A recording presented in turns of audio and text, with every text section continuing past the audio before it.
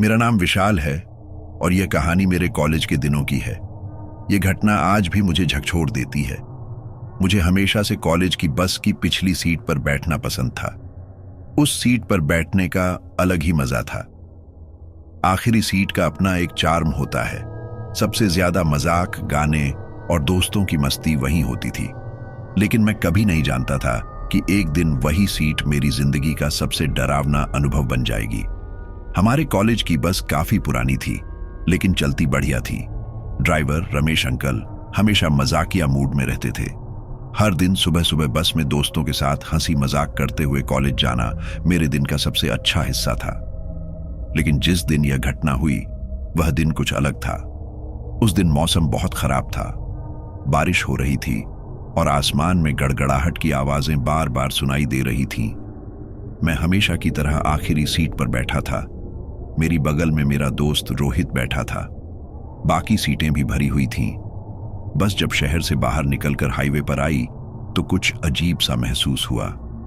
शुरुआत में मैंने ध्यान नहीं दिया, लेकिन धीरे धीरे मुझे ऐसा लगा जैसे कोई हमारी सीट के पास खड़ा है। मैंने चारों तरफ देखा, लेकिन कोई नहीं था। रोहित ने मुझसे पूछा, क्या हुआ? मैंने हंसते हुए कहा, कुछ नहीं, बस नींद कम हुई है शायद। थोड़ी देर बाद बस अचानक से झटका खाकर रुक गई। ड्राइवर ने गाड़ी को चेक किया और कहा कि कुछ तकनीकी खराबी है। वह इसे ठीक करने के लिए नीचे उतर गया। बस के अंदर सभी लोग एक दूसरे से बातें करने लगे, लेकिन मैं और रोहित खामोश थे। तभी मुझे महसूस हुआ कि मेरे पैर के पास किसी ने हल्के से छुआ। मैंने नीचे देखा, लेकिन कुछ भी नहीं था। मैंने इसे नजरअंदाज कर दिया और वापस रोहित से बात करने लगा। लेकिन फिर वही एहसास हुआ। इस बार मैंने तुरंत रोहित को बताया। वह भी थोड़ा परेशान हुआ, लेकिन उसने कहा, भाई, बारिश की वजह से हवा चल रही है, तुझे वह लग रहा होगा। जैसे ही ड्राइवर ने बस को ठीक किया और हम आगे बढ़े, मैंने महसूस किया कि बस के अंदर अजीब सी आवाजें गूंज रही थीं। ये आवाजें इतनी धीमी थीं कि शायद बाकी लोगों ने ध्यान नहीं दिया, लेकिन मेरे कानों में वह साफ सुनाई दे रही थी। आवाजें जैसे किसी के रोने की थीं। मैंने अपनी जगह से उठकर आगे देखा कि कहीं कोई समस्या तो नहीं है, लेकिन सब कुछ सामान्य लग रहा था। मैं वापस अपनी सीट पर आया और रोहित को बताया।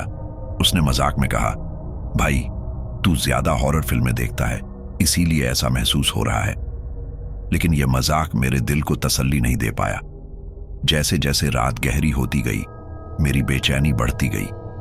हर बार जब मैं अपनी सीट से उठकर दूसरे यात्रियों की तरफ देखता तो सब सामान्य लगता, लेकिन जैसे ही मैं पीछे बैठता, मुझे ऐसा महसूस होता कि कोई और भी हमारे साथ है।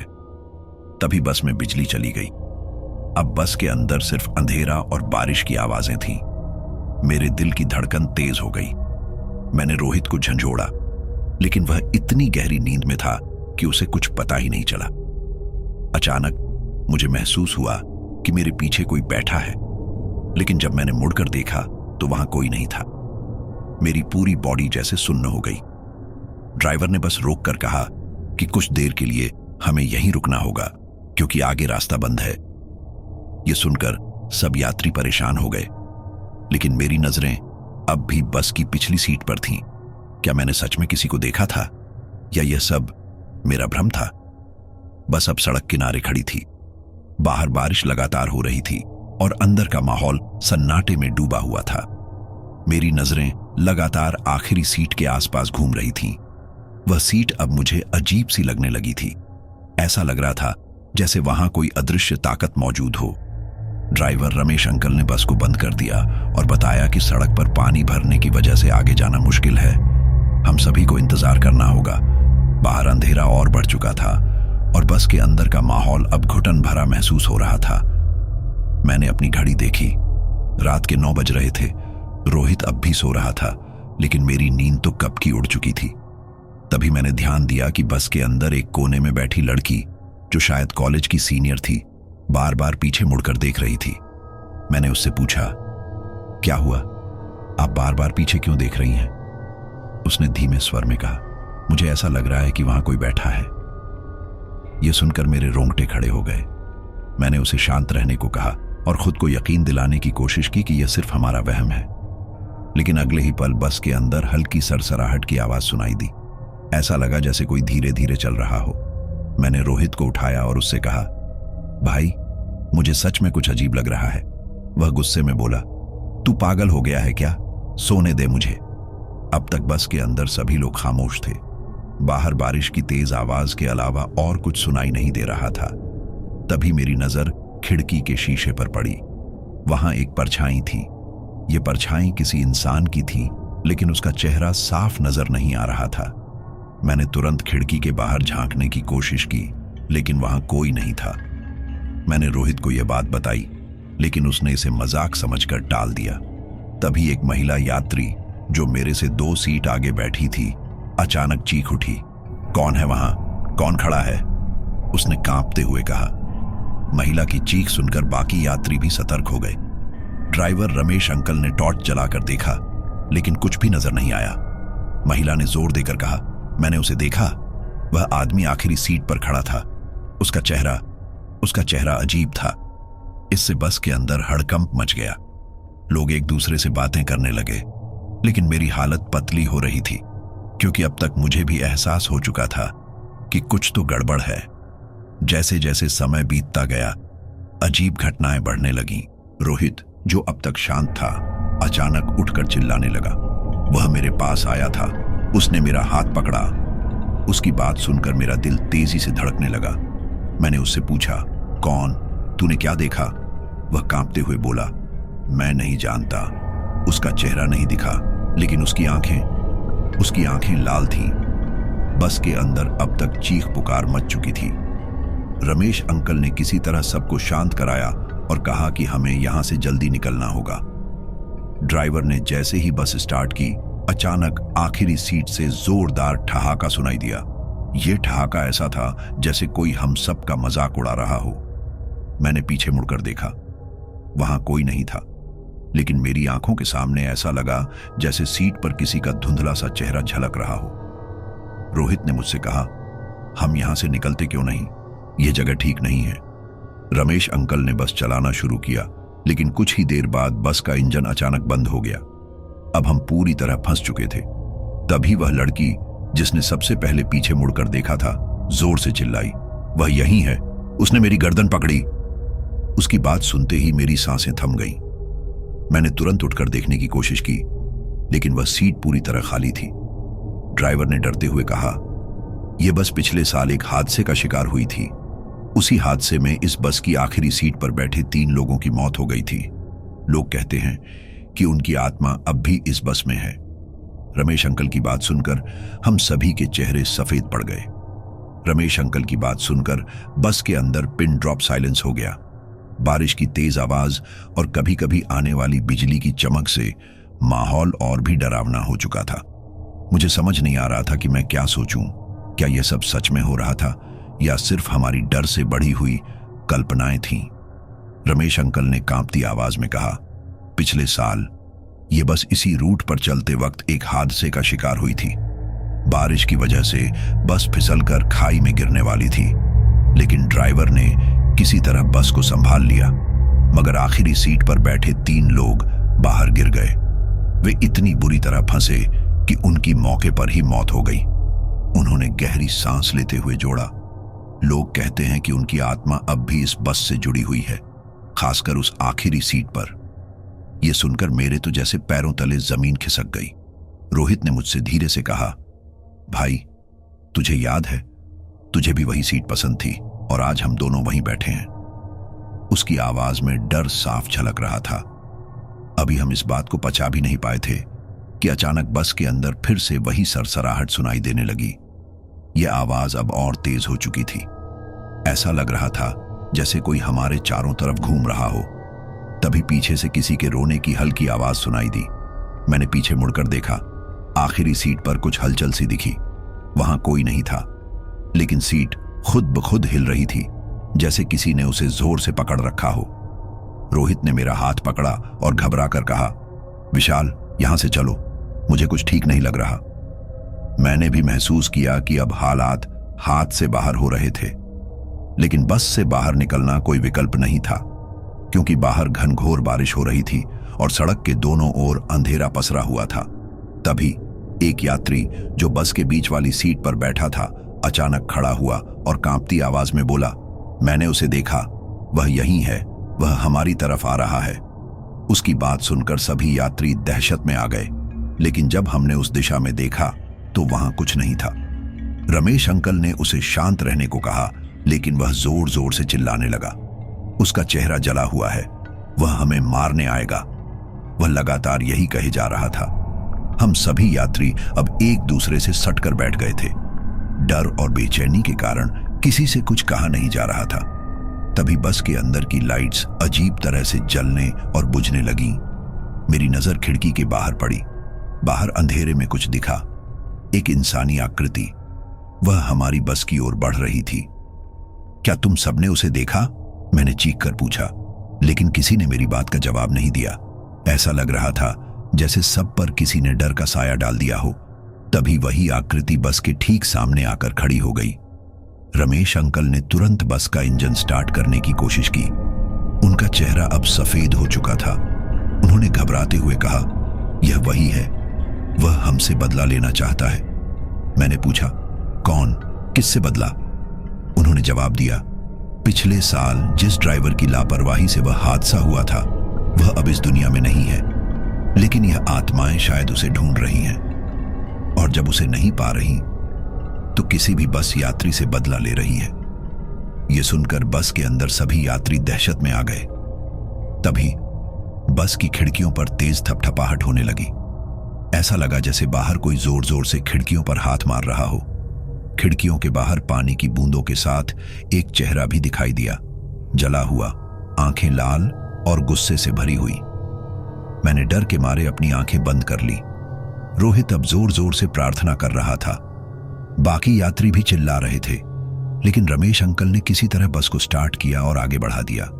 बस जैसे ही आगे बढ़ी, खिड़कियों पर थपथपाहट बंद हो गई, लेकिन माहौल अभी भी खौफनाक बना हुआ था। तभी मेरी नजर फिर से आखिरी सीट पर गई। इस बार वहां एक साया बिल्कुल साफ दिखाई दिया। वह हमें घूर रहा था। उसका चेहरा अब साफ नजर आ रहा था, जला हुआ, भयानक और आंखों में गुस्सा। रोहित ने भी उसे देखा और चिल्लाते हुए बोला, यह वही है, वह हमें नहीं छोड़ेगा। अचानक बस फिर से झटका खाकर रुक गई। रमेश अंकल ने कहा, अब और नहीं, अब मैं इसे ठीक नहीं कर सकता। हम सब अब सचमुच फंस चुके थे और आखिरी सीट पर बैठा वह साया अब धीरे धीरे खड़ा होकर हमारी ओर बढ़ने लगा। बस के रुकते ही माहौल और भी सिहरन भरा हो गया।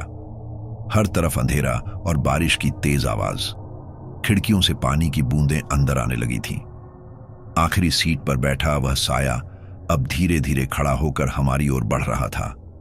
बस के अंदर सभी लोग सहम कर अपनी जगह पर चुपचाप बैठे थे, जैसे किसी ने सबकी जुबान छीन ली हो।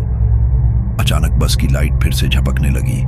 वह साया अब सीटों के बीच से होता हुआ आगे बढ़ रहा था। उसकी चाल धीमी थी, लेकिन उसके कदमों की आवाज इतनी भारी थी कि जैसे किसी ने लोहे की जंजीर खींच दी हो। सबसे पहले उसने उस महिला के पास जाकर रुक गया जो सबसे पहले चिल्लाई थी। महिला ने जोर से चीखते हुए कहा, प्लीज मुझे छोड़ दो, मैंने कुछ नहीं किया। लेकिन वह साया उसकी चीखों को अनसुना कर उसके सामने झुक गया। अगले ही पल महिला अचानक पीछे की तरफ गिर गई। उसकी आंखें खुली थीं, लेकिन उनमें जान नहीं थी। बस के अंदर चीख पुकार मच गई। रमेश अंकल ने डरते हुए कहा, यह हमें नहीं छोड़ेगा, हमें यहां से निकलना होगा, नहीं तो यह सबको मार डालेगा। अब तक डर सबके सिर चढ़ चुका था। एक आदमी जो शायद काफी मजबूत दिखता था, खिड़की तोड़कर बाहर कूदने की कोशिश करने लगा, लेकिन जैसे ही उसने खिड़की का शीशा तोड़ा, बाहर से तेज हवा का झोंका अंदर आया और खिड़की पर खून के छींटे दिखने लगे। वह आदमी चीखते हुए पीछे हट गया और फर्श पर गिर गया। उसके दोनों हाथों में जलने के निशान थे। उसने कांपते हुए कहा, वह मुझे बाहर भी नहीं जाने देगा, हम सब फंस चुके हैं। साय ने अब बस के बीच वाली सीट की तरफ बढ़ना शुरू किया। हर कोई अपनी सीट पर दुबक कर बैठ गया। साय ने जिस आदमी को खिड़की तोड़ते देखा था उसकी तरफ इशारा किया। वह आदमी जोर जोर से माफी मांगने लगा, प्लीज मुझे छोड़ दो, मैंने कुछ नहीं किया। लेकिन साय ने एक पल भी नहीं रुका। उसने आदमी की गर्दन पकड़ ली और उसे हवा में उठा दिया। उसकी चीखें सुनकर मेरी आंखों के सामने अंधेरा छा गया। वह आदमी बस के फर्श पर गिर पड़ा और उसकी गर्दन बुरी तरह मुड़ चुकी थी। अब तक बस में सिर्फ 6-7 लोग ही बचे थे और हर किसी का चेहरा डर से सफेद हो चुका था। मैं और रोहित बस के बीच में एक कोने में सिमट कर बैठे थे। रोहित ने मुझसे धीरे से कहा, हमें कुछ करना होगा, यह हमें ऐसे ही मार डालेगा। मैंने हिम्मत जुटाकर रमेश अंकल से कहा, क्या कोई रास्ता है जिससे हम इसे रोक सकें? कुछ तो करना होगा। रमेश अंकल ने कांपते हुए जवाब दिया, पता नहीं, मैंने सुना था कि ये आत्माएं तभी शांत होती हैं जब इन्हें उनका इंसाफ मिल जाए, लेकिन हमें पता नहीं ये किस बात पर गुस्सा है। तभी बस के एक कोने में रखे बैग से कुछ फाइलें गिरने लगीं। रमेश अंकल ने बताया कि ये पुरानी बस की रिपोर्ट्स हैं, शायद इनमें कुछ ऐसा हो जिससे हमें कोई सुराग मिले। मैंने जल्दी से फाइलें उठाईं और उन्हें देखने लगा। उनमें से एक फाइल में उस हादसे की पूरी डिटेल थी। उसमें लिखा था कि आखिरी सीट पर बैठे 3 लोगों की मौत हुई थी, एक आदमी, एक औरत और उनकी 8 साल की बच्ची। लेकिन सबसे चौंकाने वाली बात यह थी कि रिपोर्ट में लिखा था कि ड्राइवर ने जानबूझकर बस को तेज चलाया था क्योंकि वह शराब के नशे में था। अब मुझे समझ आया कि यह साया क्यों हमारे पीछे पड़ा था। वह इंसाफ चाहता था। ड्राइवर तो अब इस दुनिया में नहीं था, लेकिन वह अपनी मौत का बदला लेना चाहता था। मैंने रमेश अंकल से कहा, हमें इसे बताना होगा कि हम उस ड्राइवर को नहीं जानते, ये शायद हमारी जान बख्श दे। रमेश अंकल ने डरते हुए कहा, क्या तुम पागल हो? अगर वह सुनता नहीं तो? तभी साया हमारी ओर बढ़ने लगा। उसकी लाल आंखें सीधे मेरी आंखों में देख रही थी। मैंने कांपते हुए कहा, हमने तुम्हारा कुछ नहीं बिगाड़ा, प्लीज हमें छोड़ दो। लेकिन उसने कुछ नहीं कहा। उसने बस अपना हाथ मेरी तरफ बढ़ाया। तभी रोहित ने पीछे से चीखते हुए कहा, हम जानना चाहते हैं कि तुम्हें क्या चाहिए, तुम्हारा बदला किससे है? साया एक पल के लिए रुक गया। उसकी आंखों में अब गुस्से की जगह दर्द और गहरी उदासी थी। उसने धीरे से कहा, इंसाफ, मैं सिर्फ इंसाफ चाहता हूं। साया ने आखिरी सीट की तरफ इशारा किया। वहां अचानक वह तीनों, आदमी, औरत और बच्ची की धुंधली आकृतियां दिखाई देने लगीं। उनकी आंखों में एक ही सवाल था, हमें क्यों मारा गया? मैं और रोहित अब पूरी तरह बिखर चुके थे। रमेश अंकल ने फाइल को पकड़ते हुए कहा, हम तुम्हारे लिए कुछ नहीं कर सकते, ड्राइवर अब इस दुनिया में नहीं है। साया के चेहरे पर गुस्सा फिर लौट आया। उसने धीरे धीरे कहा, अगर इंसाफ नहीं मिला तो कोई भी जिंदा नहीं बचेगा। तभी बस की लाइट एक आखिरी बार झपकी और पूरी तरह बुझ गई। अब बस के अंदर सिर्फ चीखों की आवाज थी। बस के अंदर मौत जैसा सन्नाटा था। अंधेरे में सिर्फ बारिश की आवाज और कभी कभी दूर से आती गड़गड़ाहट सुनाई दे रही थी। हम सब बस के फर्श पर चुपचाप बैठे थे, अपनी सांसें रोककर। अब तक 4 लोग अपनी जान गंवा चुके थे और हम सब जानते थे कि अगर कुछ नहीं किया गया तो हम में से कोई भी जिंदा नहीं बचेगा। साया अब धीरे धीरे बस के आगे की तरफ बढ़ने लगा। हर कदम के साथ उसकी मौजूदगी और भारी होती जा रही थी। मैं और रोहित सहम कर अपनी सीट पर बैठे थे, जबकि रमेश अंकल लगातार भगवान का नाम जप रहे थे। तभी साया ने बस के दरवाजे की तरफ इशारा किया। दरवाजा अचानक तेज आवाज के साथ खुला और बाहर का तूफान बस के अंदर घुस आया। तेज हवा से बस हिलने लगी, जैसे अभी पलट जाएगी। साया ने गुस्से से कहा, कोई भी यहां से नहीं जा सकता जब तक मुझे इंसाफ नहीं मिलता। मैंने कांपते हुए कहा, हमें बताओ कि तुम्हें क्या चाहिए, हम जानना चाहते हैं कि तुम्हारे साथ क्या हुआ था। साया ने मेरी तरफ देखा। उसकी लाल आंखें अब बुझने लगी थीं, जैसे वह थक चुका हो। उसने धीरे धीरे कहा, आखिरी सीट मेरी मौत की गवाह है। तभी एक भयानक चीख बस के अंदर गूंज उठी। मैं पीछे मुड़कर देखा तो रमेश अंकल अपनी सीट पर गिर चुके थे। उनकी आंखें खुली थीं, लेकिन उनमें कोई हरकत नहीं थी। यह साफ था कि साया ने उन्हें भी अपना शिकार बना लिया था। अब बस में सिर्फ मैं, रोहित और 2 और लोग बचे थे। हम सबने मिलकर हिम्मत जुटाई और आखिरी सीट की तरफ बढ़े। सीट पर खून के धब्बे थे, जो बारिश के पानी के साथ मिलकर और डरावने लग रहे थे। मैंने सीट के नीचे देखा तो एक पुराना सामान रखा हुआ था। वह एक बच्ची का बैग था। मैंने उसे उठाया और खोलकर देखा। अंदर एक पुरानी किताब थी, जिसमें कई बच्चों की तस्वीरें चिपकी हुई थीं। उनमें से एक तस्वीर पर लाल स्याही से लिखा था, न्याय चाहिए। रोहित ने धीरे से कहा, यह वही बच्ची है जो उस हादसे में मरी थी। यह सब उसी का बदला है। तभी साया फिर से हमारे सामने आ गया। उसकी काया अब और भी डरावनी हो गई थी। उसने हमारे चारों ओर घेरा बना लिया, जिससे भागने का कोई रास्ता नहीं बचा। मैंने कांपते हुए बैग और किताब उसकी तरफ बढ़ाई।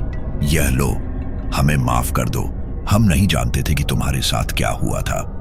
साया ने किताब को देखा और उसकी आंखों में आंसू छलक पड़े, लेकिन वह आंसू खून जैसे दिख रहे थे।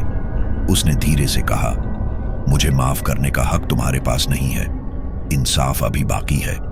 साया ने अचानक से बस को हिलाना शुरू कर दिया। ऐसा लग रहा था जैसे बस अभी किसी खाई में गिर जाएगी। रोहित ने चिल्लाते हुए कहा, हमें इसे रोकना होगा, नहीं तो हम सब मर जाएंगे।